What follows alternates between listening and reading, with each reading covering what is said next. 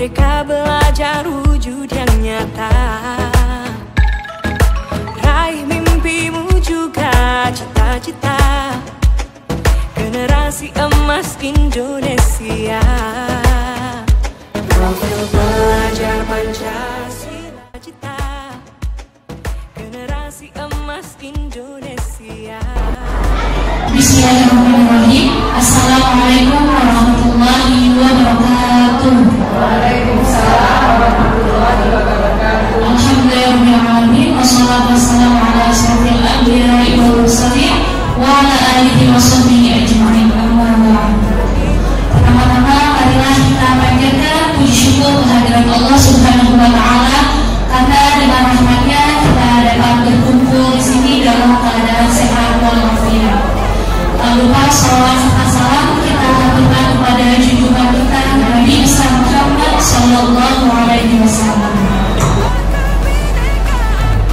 Baik, yang terhormat Kepala SMP Negeri 28 Jakarta, Bapak Ujang Supriyana, yang kami hormati para wakil Ibu Sri Rezeki, Ibu Fadilwati dan Ibu Murni, serta Bapak dan Ibu Guru karyawan tata usaha yang insya Allah dirahmati oleh Allah Subhanahu wa taala. Kita dapat berkumpul bersama di ruang serbaguna ini. Saya mengucapkan banyak terima kasih atas partisipasi dan berkenannya Bapak dan Ibu dalam kondisi yang dimana mungkin Bapak dan Ibu juga masih ada kegiatan. Tapi alhamdulillah kita dapat berkumpul bersama.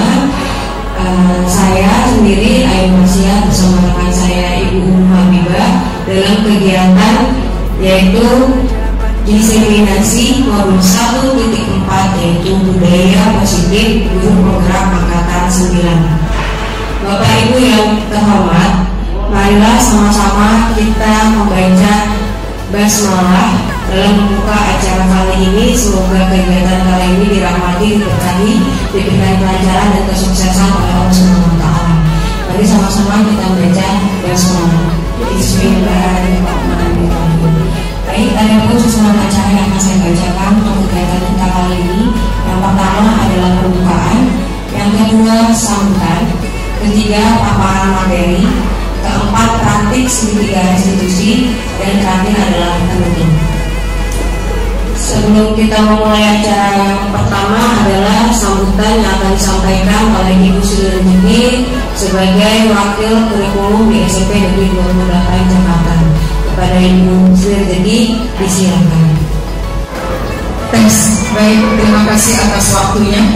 Bismillahirrahmanirrahim. Assalamualaikum warahmatullahi wabarakatuh.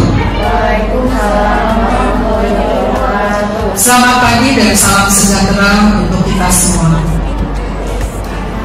Yang saya hormati rekan-rekan saya, wabil khusus yang ada di samping saya yang sedang menjalani pendidikan di angkatan 9 calon guru penggerak untuk wilayah DKI Jakarta. Yang saya hormati juga Bapak Ibu guru serta rekan tata usaha. Saya ulangi, Bapak Ibu guru serta rekan tata usaha yang hari ini alhamdulillah kita patut bersyukur kepada Allah Subhanahu wa taala karena kita diberikan nikmat yang sangat banyak, salah satunya yaitu nikmat sehat, sehingga kita dapat melaksanakan kegiatan kita sebagai abdi negara yang bertugas di SMP Negeri 28 Jakarta.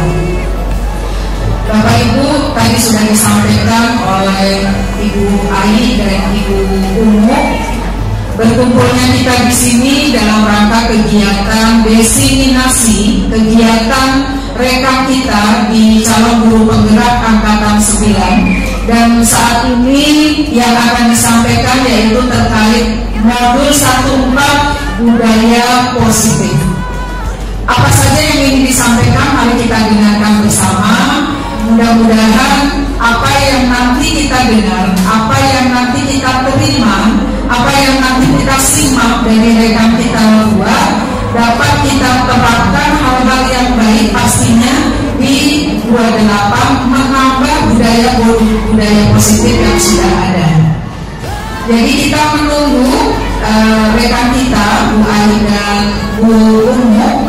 kita mendengar bersama, sekaligus kita juga belajar di 1.4, maksudnya modul 1.4, di saat kita dengan kesibukan mengajar, terkadang kita juga lupa apa yang sudah pernah kita baca, kita pelajari di aplikasi PMM terkait kurikulum merdeka yang kita pelajari di pelatihan mandiri di PMM. Bapak Ibu, kita support teman-teman kita yang sebelumnya juga sudah pengalaman dari rekan kita di angkatan 5, Ibu Ucu, dan sepertinya untuk tahun ini ada sedikit perbedaan ya dengan angkatan 5. Mudah-mudahan kegiatan ini berjalan dengan lancar, sukses untuk Bu Ai dan Bu Umu, dan sukses untuk 28. Seakhiri itu saja yang saya sampaikan. Wabillahi taufiq wal hidayah. Assalamualaikum warahmatullahi wabarakatuh.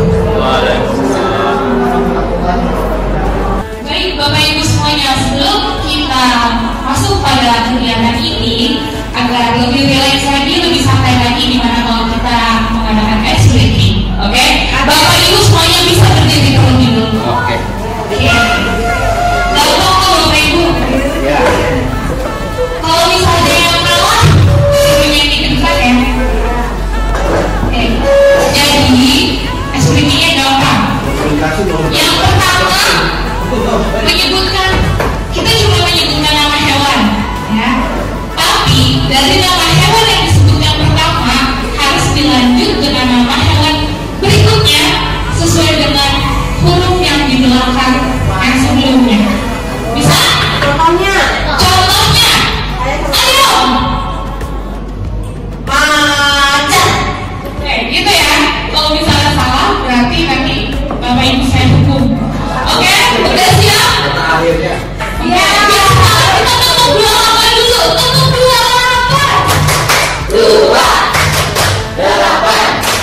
28. Yes. Oke, siap nenek? 1, 2, 3. Kucing, gajah, harimau. Ulang. Bukan harimau. Harimau. Benar-benar benar.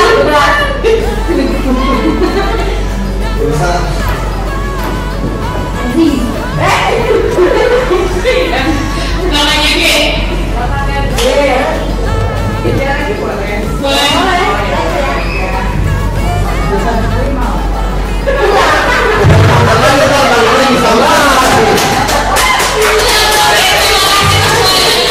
Oke, silakan dulu kembali Bapak Ibu.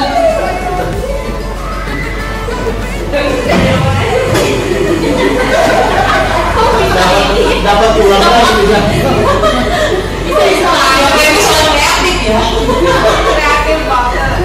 Baik Bapak Ibu sekalian, tadi sudah kita melaksanakan SPG. Kali ini kita masuk kepada materi. Nah, materi yang pertama saya sampaikan yaitu pemikiran tentang Ki Hajar Dewantara, yang dimana pendidikan merupakan proses menuntut segala kodrat yang ada pada anak, yaitu ada kodrat zaman dan juga ada kodrat alam. Dimana kodrat alam itu anak memiliki kemampuannya dari lahir, sedangkan kalau kodrat zaman berarti anak memiliki kemampuan sesuai dengan keadaan atau kondisi zaman saat ini. Nah, kita sebagai guru diibaratkan seperti petani yang hanya dapat menuntun tumbuhnya padi, namun tidak dapat mengganti kodrat padi. Begitu juga dengan guru yang memiliki tugas untuk menuntun tumbuhnya kodrat murid. Jadi kita tadi sudah seperti itu adanya, disemai, kemudian jadi padi, kemudian tapi kita tidak bisa mengganti kodrat anak tersebut seperti apa yang kita mau, tapi kita menuntun mereka untuk mencapai cita-cita atau mencapai sesuatu hal yang pengen mereka capai sebenarnya, seperti itu. Kemudian materi selanjutnya adalah di sini pemikiran Ki Hajar Dewantara, pendidikan yang berpihak pada murid, yaitu pendidikan yang menempatkan murid sebagai prioritas utama. Nah, yang harus dilayani dan pendidikan yang mengutamakan kepentingan murid. Di sini ada trilogi pendidikan. Bapak Ibu pernah mendengar trilogi dari Ki Hajar Dewantara, yaitu Singarso Sungkulodo di depan menjadi teladan, kemudian I Madian Manguntaso di tengah membangun motivasi, dan Tuturi Handayani di belakang memberi dorongan. Itulah merupakan trilogi dari Ki Hajar Dewantara. Kita sebagai guru biasanya juga bukan hanya semboyan saja, tapi juga ada di bagian baju kita. Nah, itu bukan hanya sekedar kata-kata, tapi kita praktekkan kepada anak murid kita nantinya. Oke. Berikutnya adalah materi tentang nilai dan peran guru penggerak. Di sini ada nilai guru penggerak itu sendiri apa sih? Terus peranannya dia di sekolah seperti apa? Kenapa sih harus ada guru penggerak? Nah, nanti akan disampaikan materi tersebut oleh rekan saya, Ibu Habibah. Kepada ibumu, dipersilakan untuk memaparkan tentang nilai dan peranan guru penggerak. Baik Bapak Ibu semuanya, saya sini akan sedikit menjelaskan tentang nilai dan peran guru penggerak. Sebenarnya ini tidak hanya untuk guru penggerak saja, sebaiknya kita semua memiliki nilai dan peran tersebut. Yang pertama, nilai guru penggerak yaitu berpihak pada murid, inovatif, mandiri, kolaboratif, serta reflektif. Kemudian peran guru yaitu pemimpin pembelajaran, coach bagi guru lain, kolaborasi, kepemimpinan murid, dan menggerakkan komunitas. Selanjutnya, visi kami sebagai guru penggerak di SMP 28 yaitu terwujudnya generasi yang berakhlak dan memiliki wawasan global. Visi tersebut tentu sudah lama kami buat, karena sebagai guru penggerak harus memiliki visi yang akan dibawa ke dalam lingkungan sekolah. Nah, kemudian selanjutnya itu budaya positif. Apa sih budaya positif yang selama ini kita pelajari pada modul ini? Yang pertama yaitu disiplin positif, yang kedua kebutuhan dasar manusia, yang ketiga motivasi perilaku manusia, kemudian posisi kontrol guru, segitiga restribusi, dan keyakinan kelas. Yang pertama budaya positif. Bapak Ibu semuanya perlu kita ketahui, budaya positif itu nilai-nilai dan kebiasaan-kebiasaan di sekolah yang berpihak pada murid agar mereka dapat berkembang menjadi pribadi yang mempunyai karakter. Mungkin kita sebagai guru kadang lupa sebetulnya yang paling utama di sini adalah muridnya. Misalnya, kalau misalnya kita sedang berhadapan dengan murid, gitu. Kadang kita hanya memberikan materi, pokoknya apa yang kita sampaikan harus sampai kepada murid tersebut tanpa mengingat atau berpikir bagaimana murid tersebut sebenarnya sudah berkembang atau belum. Jadi kadang-kadang, bahkan saya sendiri sampai sekarang berpikir bahwa saya mengajar harus selesai sekian bab dan harus mencapai KKM semua. Padahal belum tentu semua anak-anak dapat berkembang sesuai dengan yang kita lakukan. Baik, selanjutnya Baik, terima kasih kepada guru. Ini saya akan menjelaskan tentang disiplin positif. Ya, kata disiplin sendiri sering dihubungkan dengan hukuman. Ya, Bapak Ibu, hukuman dari mana kita harus mematuhi. Kalau tidak mematuhi berarti ada konsekuensinya. Seperti itu. Nah, padahal itu sungguh berbeda. Karena belajar tentang disiplin positif itu harus tidak harus memberikan hukuman. Justru itu adalah salah satu alternatif yang harus dihilangkan. Jadi ketika kita yang namanya harus disiplin, ketika kita melihat anak yang melanggar disiplin, berarti itu kita harus menghukum mereka. Nah, kadang menghukum juga kadang ada aturan tertentu atau suka-suka. Nah, disinilah ditekankan disiplin positif, di mana tujuannya sebagai pendidik menciptakan murid-murid yang memiliki disiplin diri, sehingga mereka bisa berperilaku dengan mengacu pada nilai-nilai kebajikan universal dan memiliki motivasi intrinsik bukan ekstrinsik. Jadi di dalam diri mereka sendiri mereka sadar mereka telah melanggar aturan, mereka telah melanggar yang namanya disiplin. Jadi bukan karena terpaksa. Contohnya misalkan ya udah saya pakai sepatu warna hitam atau saya mau pakai sepatu warna putih,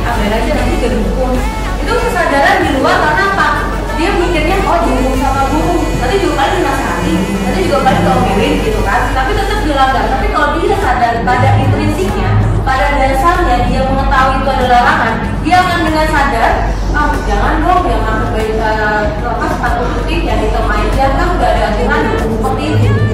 Bukannya malah berpikiran yang agak marah pada negatifnya. Nah, di sini nilai kebajikannya yaitu ada mandiri, bernalar kritis, reaktif, bergotong royong, mereka global, dan juga beriman dan bertakwa. Seperti itu. Baik. Di sini juga hukuman, konsekuensi dan restitusi itu ternyata berbeda, Bapak Ibu. Mereka tidak sama. Mereka seperti saudara kembar yang hampir sama dalam pengertiannya, tapi aplikasi atau maknanya itu kepada anak peserta didik kita itu berbeda. Nah, yang dimana hukuman ini adalah bersifat satu arah, jadi bersifatnya pada gurunya saja. Ketika si anak ini mengalami atau melanggar disiplin, ya udah guru yang berperan. Nah, hukuman yang berpihak pada guru memberikan dan murid hanya menerima suatu hukuman tanpa dia memberikan alasan, tanpa kita mendengarkan di mana begonya dia sampai dia melanggar kedisiplinan tersebut. Nah, kesepakatan atau penghargaan dari pihak guru baik sebelum atau sesudah. Jadi hanya guru saja yang berperan di sini tanpa melibatkan si anak murid. Kemudian konsekuensi.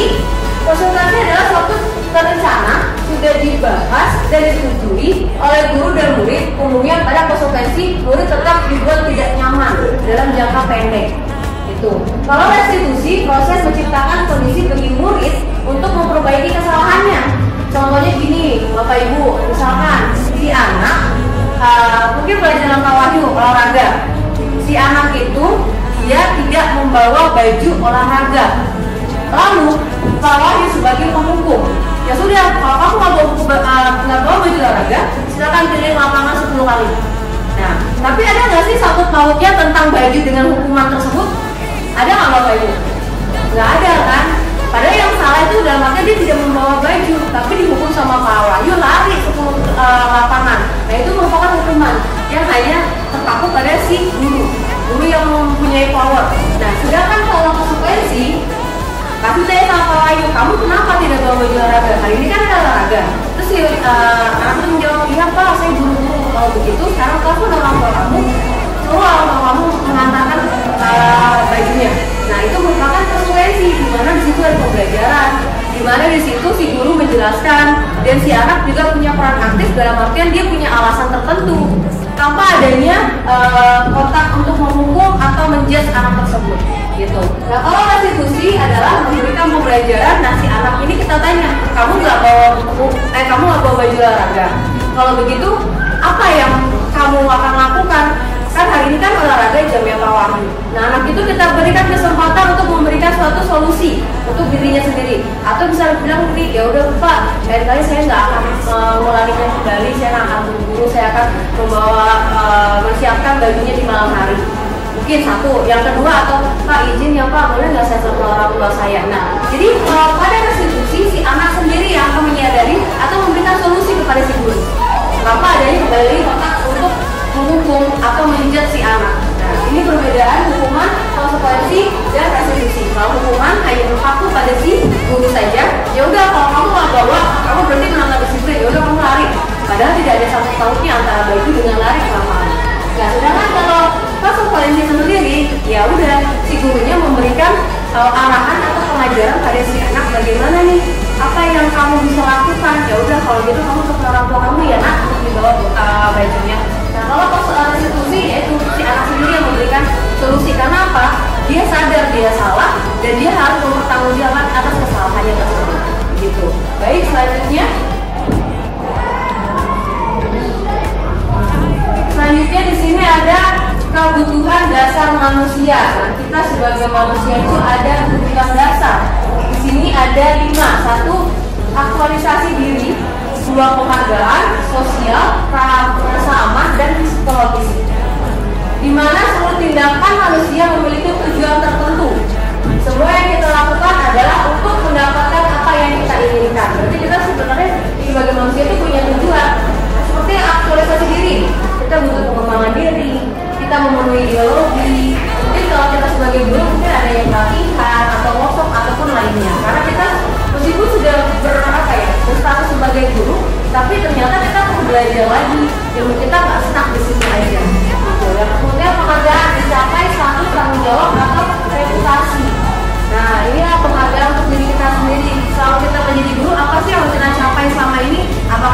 sebagai guru aja, atau mungkin ada status tertentu yang kita ambil, misalkan ketika kita mengadakan guru penggerak atau mengikuti guru penggerak, ternyata kita bukan hanya status sebagai guru, tapi juga sebagai guru penggerak, nah ataupun lain sebagainya. Kemudian sosial, afeksi, relasi, dan keluarga. Maksudnya kita punya keluarga, punya teman, punya relasi. Nah itu bagaimana kebutuhan kita sebagai manusia juga, rasa aman, yaitu keamanan, keteraturan atau stabilitas. Fisiologi adalah makanan, minum, yaitu primer banget ya. Kita makan, kita minum, gitu kan. Mungkin kita beli pakaian, ya, dan juga suka shopping, gitu kan. Nah itu juga ternyata kebutuhan kita sebagai manusia. Baik, selanjutnya akan dijelaskan materinya oleh ibu atau ibu, para ibu.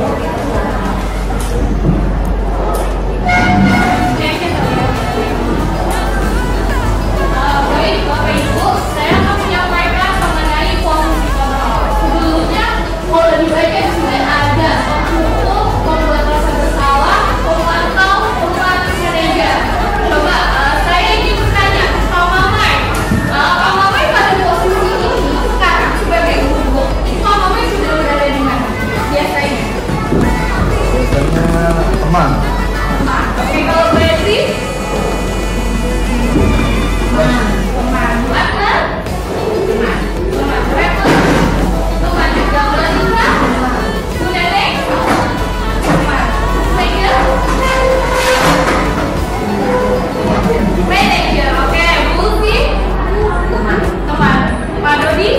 Manajer.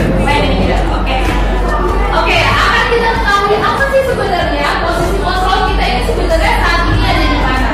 Kadang tanpa kita sadar, kita sebagai guru ada yang selalu ada di posisi penghukum atau selalu membuat rasa bersalah dan lain-lain. Oleh karena itu kita lihat dulu posisi kontrol. Yang pertama penghukum. Kadang kalau misalnya sehari-hari kita bertemu atau punya seorang anak punya masalah, ya, kita selesaikan dengan cara sebagai penghukum. Penghukum itu seperti apa? Ya, biasanya penghukum ini menggunakan hukuman fisik, ya, bisa fisik maupun verbal.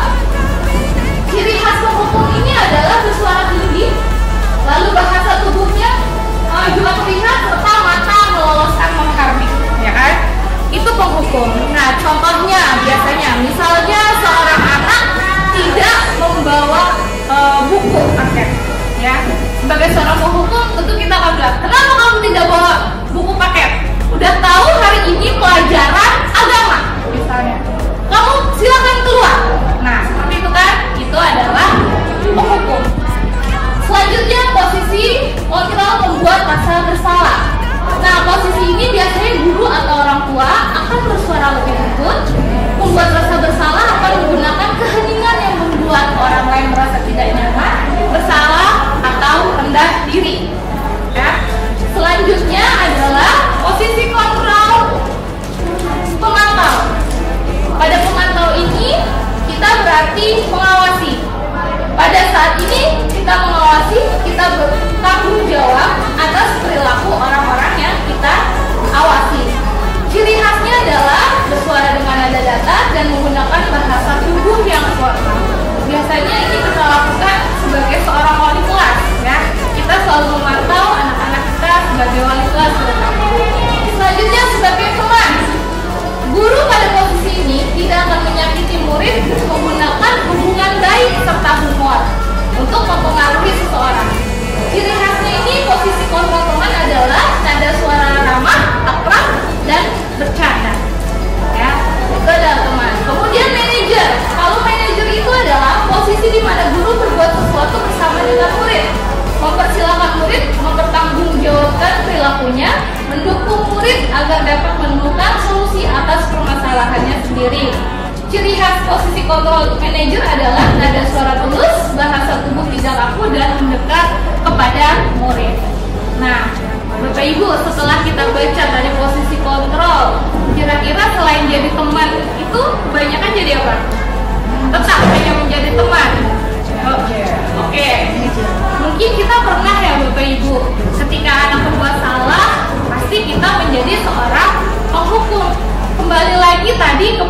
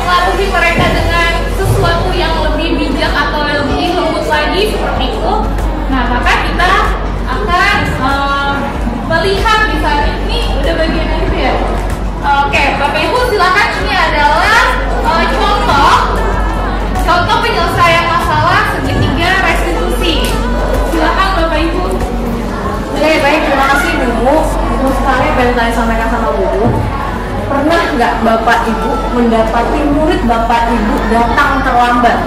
Pernah nggak Bapak Ibu? Pasti pernah ya. Atau makan di kelas saat jam pelajaran? Oh pasti adalah 1-2 anak ya. Nah ini adalah salah satu contoh yang saya ambil untuk menerapkan segitiga restitusi. Nah nanti kita akan simak sama-sama dan kita akan praktekkan bersama. Nah ini adalah video saya dengan anak untuk penerapan segitiga restitusi. Nanti Bapak Ibu akan praktek langsung dengan ibu saya juga ya.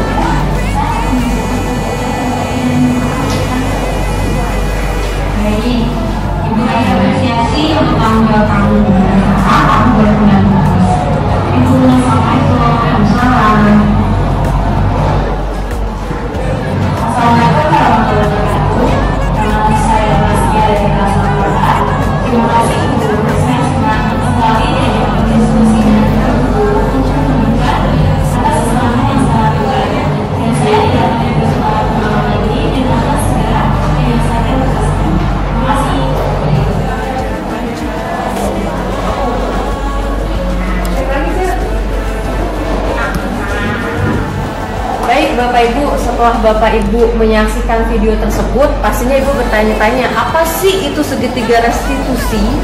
Yaitu proses menciptakan kondisi bagi murid untuk memperbaiki kesalahan mereka, yang dimana mereka bisa kembali pada kelompok mereka dengan karakter yang lebih kuat. Nah di sini kita biasanya kalau si anak sudah mengalami yang namanya disiplin, melanggar disiplin, pasti kita yaitu berpihak sebagai penghukum. Kamu kenapa sih? Kok kamu itu tidur di kelas tanpa kita mengetahui sebabnya itu apa? Kita tidak memperdalami kenapa anak ini, tapi kita sudah menghadik mereka, terus kita menghukum lagi. Padahal kita tahu dia punya alasan tertentu, tapi tidak bisa disampaikan. Nah dari penggunaan segitiga restitusi itulah yang kita dimana posisi kontrol kita sebagai guru ya bukan hanya untuk menghukum, tapi memberikan yaitu mereka lebih kuat lagi paham atas kesalahan mereka. Next Pak Maman. Nah, biar lebih jelasnya lagi, Bapak Ibu akan diperkenankan untuk salah satu sampel aja ya untuk maju ke depan yang akan mempraktekkan secara langsung tentang praktek segitiga restitusi bersama rekan saya Ibu. Berkenan untuk yang maju pada Bu Atna, dipersilahkan.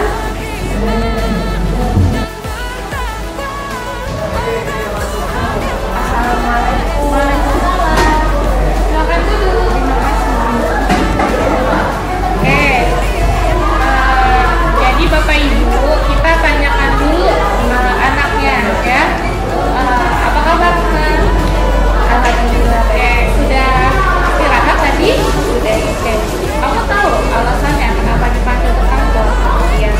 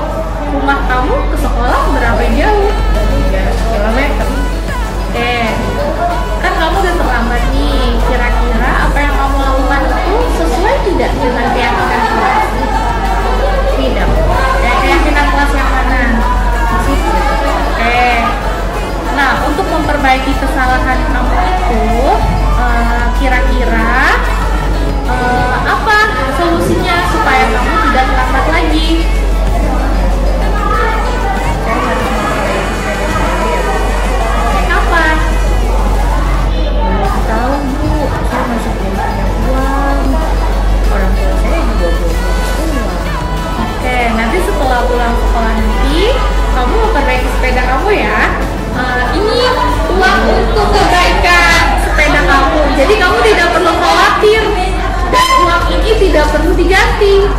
Ibu senang jika kamu tidak terlambat lagi setelah sepeda kamu diperbaiki. Oke, Nak? Baik, terima kasih. Saya berusaha tidak terulang lagi. Oke, saya hargai usaha kamu sekarang. Silakan kembali ke kelas. Ya, terima kasih. Oke, baik Bapak Ibu, seperti itu adalah contoh menyelesaikan masalah dengan segitiga restitusi. Baik Bapak Ibu, tadi adalah sedikit contoh mengenai penyelesaian masalah menggunakan segitiga restitusi. Nah, mungkin Bapak Ibu belum ingat atau masih belum familiar dengan apa itu segitiga restitusi. Jadi, segitiga restitusi itu adalah cara menyelesaikan masalah. Di sini dibagi 3 bagian. Yang pertama, menstabilkan identitas, ya, bertujuan untuk mengubah identitas anak yang gagal karena melakukan kesalahan menjadi orang yang sukses dan merasa sedih dan emosional hingga mampu menggunakan fungsi rasionalnya. Ya, contoh respon yang tadi saya sudah sampaikan, ketika anak berbuat salah, kita stabilkan dulu. Seperti misalnya, saya juga pernah berbuat salah, gitu ya. Atau berbuat salah itu tidak apa-apa. Jadi gitu. Jadi anak itu merasa bahwa oh iya, kesalahan kali ini memang tidak apa-apa, dan dengan penyelesaian ini nanti ada solusinya sehingga anak itu merasa bersalah dan memperbaiki kesalahannya. Kemudian yang kedua, validasi tindakan yang salah itu adalah proses untuk memahami kebutuhan apa yang sedang berusaha dipenuhi oleh murid. Bukan berarti menguatkan tindakan salah itu pantas dilakukan, namun di sini lebih menguatkan pemahaman kita akan alasan dari murid melakukan tindakan tersebut. Gitu. Jadi kita harus bertanya dulu kepada murid tersebut, ya. Apa kendalanya yang membuat dia, maksudnya apa alasannya sehingga dia berbuat kesalahan tersebut. Kalau kita kan nggak mau tahu, ya kan? Kenapa kamu mau ngerjain PR? Silakan kamu di luar atau silakan kamu berdiri. Gitu. Tapi di sini kita harus memvalidasi tindakan yang salah dulu, ya. Kenapa alasan kamu tidak mengerjakan PR atau kenapa kamu melakukan kesalahan tersebut, ya. Kemudian kita tambahkan lagi dengan kata-kata kamu boleh mempertahankan sikap itu, misalnya kalau dia dibully atau sebagainya. Kemudian yang ketiga, menanyakan keyakinan. Proses di mana murid menghubungkan dirinya dengan nilai-nilai yang dipercaya, ya. Misalnya tadi dia ada berbuat kesalahan yaitu terlambat masuk kelas. Kita bertanya, nah kira-kira apa yang sudah kamu lakukan ini sesuai atau tidak dengan dengan keyakinan kelas kita, ya kan? Karena keyakinan kelas itu sudah dibuat oleh anak-anak misalnya, dan dia harus mengetahui seperti itu. Jadi kita harus menanyakan keyakinan kepada anak tersebut. Baik, selanjutnya Boy. Baik, terima kasih Bu Unu atas penjelasannya tentang segitiga restitusi. Dan Bapak Ibu sekalian, sekarang kita akan mengobrol tentang peraturan dan keyakinan. Apakah sama atau berbeda? Nah, saya akan menjelaskan sedikit ini tentang peraturan dan keyakinan. Next slide. Oke, di sini peraturan berdasarkan KBBI adalah tatanan yang berasal dari luar individu. Itu peraturan. Sedangkan keyakinan berdasarkan KBBI adalah kepercayaan yang sungguh-sungguh berdasarkan nilai-nilai kebajikan dan universal. Jadi kalau peraturan itu yaitu berada dari luar atau yang ada seperti kita peraturan sekolah gitu kan, tata tertib. Sedangkan kalau keyakinan itu yang kita percayai, itu yang menjadikan dasar kita. Nah, di sini perbedaannya dari penentu dan perbuatannya. Keyakinan kelas adalah nilai-nilai kebijakan universal yang disepakati secara tersirat dan tersurat, lepas dari latar belakang suku, agama maupun bahasa. Jadi kalau yang namanya keyakinan kelas itu kita yakini bersama, seperti halnya kita membuat kesepakatan kelas.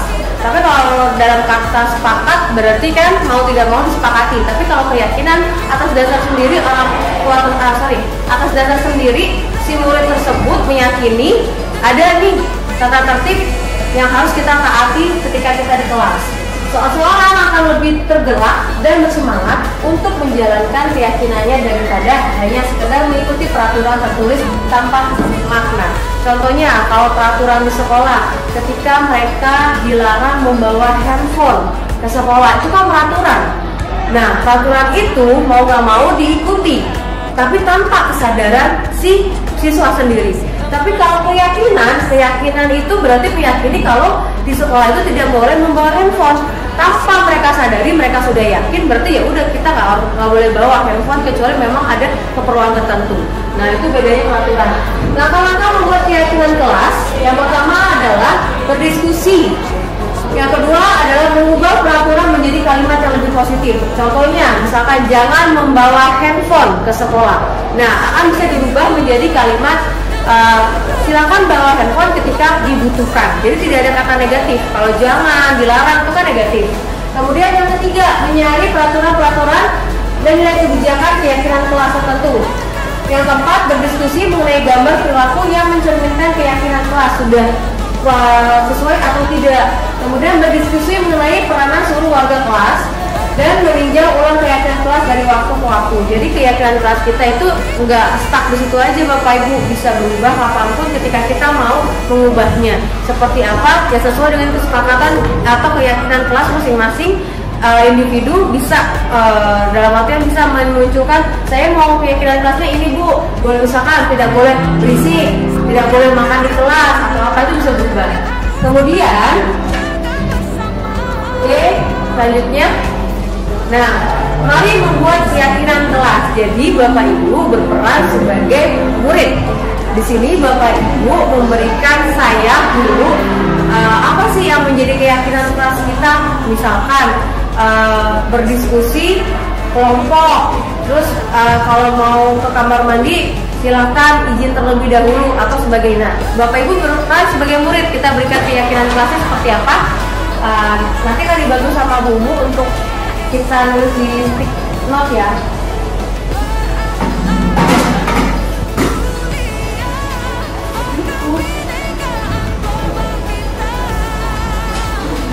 Nanti Bapak Ibu mengutarakan sampai Bapak Ibu sebagai murid gimana sih saya mau kelas saya seperti apa?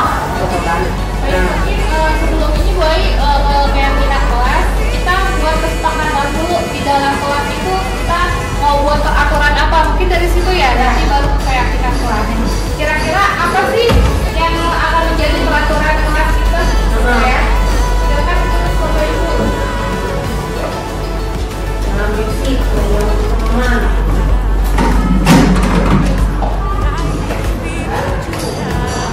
Jangan dong, kita ke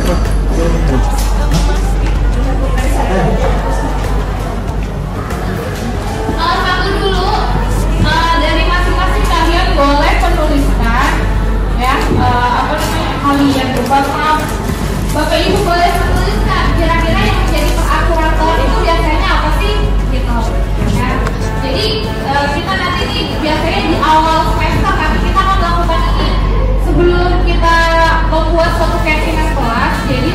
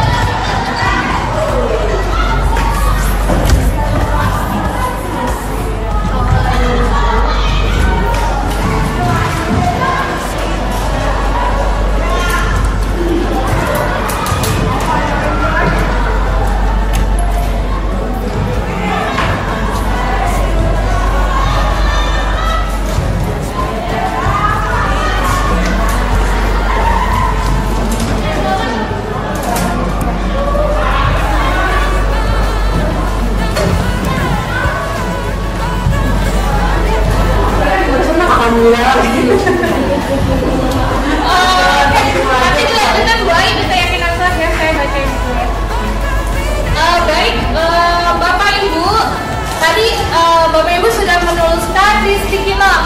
Nah, sticky note ini awalnya adalah kesepakatan kelas, yaitu yang dituliskan dan masukan dari murid-murid Bapak Ibu semuanya. Yang pertama, misalnya di sini ada dilarang makan di dalam kelas, dilarang bercanda, bagi yang tidak mengerjakan PR harus membuat 10 vocabulary, tidak membuat keributan. Saat belajar dilarang ribut, dilarang membuang sampah, dilarang tidur di kelas, tidak berisik, dilarang membuli, dilarang keluar masuk kelas. Nah, Bapak Ibu, anak sekarang itu kalau misalnya suatu perintah terbalik, larangan itu adalah perintah. Nah, oleh karena itu kita rubah dari kata-kata yang dilarang, jangan, menjadi kalimat yang positif. Nah, dari kalimat positif itu yang akan menjadi keyakinan kelas nantinya. Baik, silakan Bu Ais, selanjutnya. Baik, terima kasih Bu atas penjelasannya. Jadi seperti yang disebutkan sama Bu, benar ya Bapak Ibu, apa yang dilarang mereka kerjakan, biasanya seperti itu.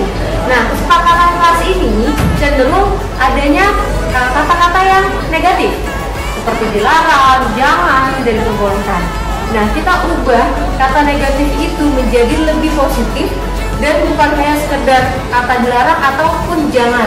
Nah, itu merupakan keyakinan kelas. Saya ambil salah satu contohnya aja ya, Bapak Ibu.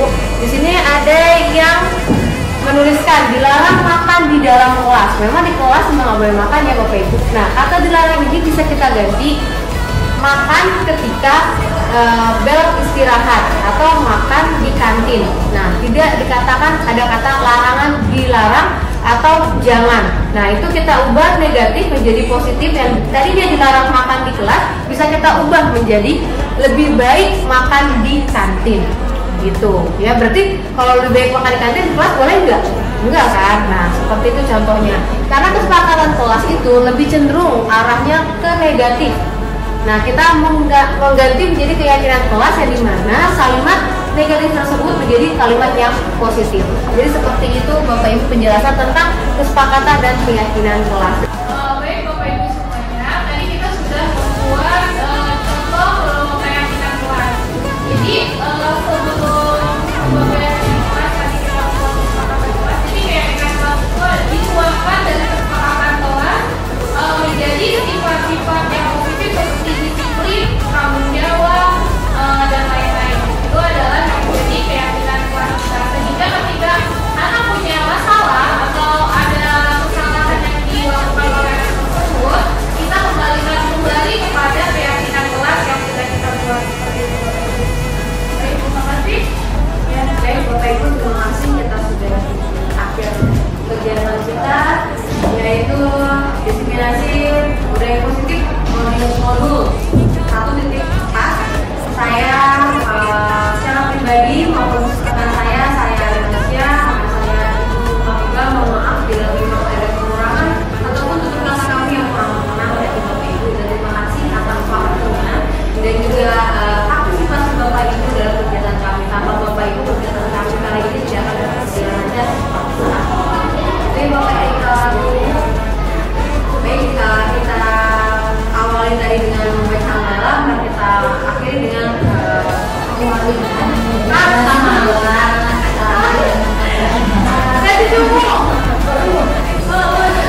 Baik Bapak Ibu semuanya,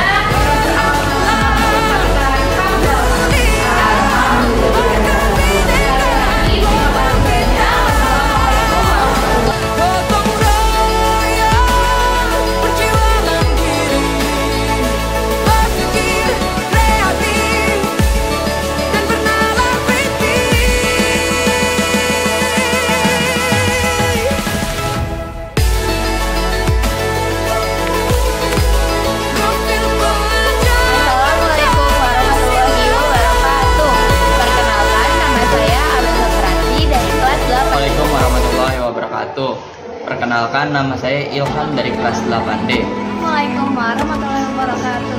Nama saya Kori Putri Rianda dari kelas 8D. Assalamualaikum warahmatullahi wabarakatuh. Perkenalkan, nama saya Ali dari kelas 8D.